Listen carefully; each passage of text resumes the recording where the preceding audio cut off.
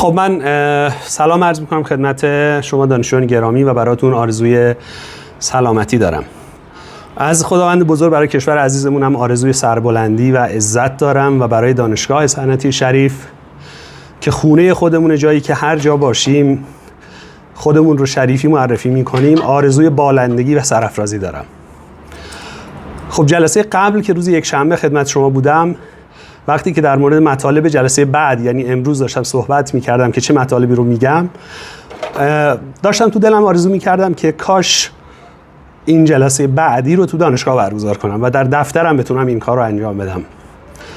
هرچند که شاید خیلی آرزویی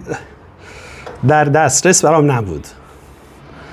و اون رو شدنی نمیدیدم، ولی الان با افتخار اعلام میکنم که الان توی دفترم، توی مرکز محاسبات دانشگاه، توی مرکز فناوری اطلاعات و ارتباطات دانشگاه و توی قلب تپنده پژوهش و آموزش دانشگاه دارم این جلسه رو برگزار میکنم.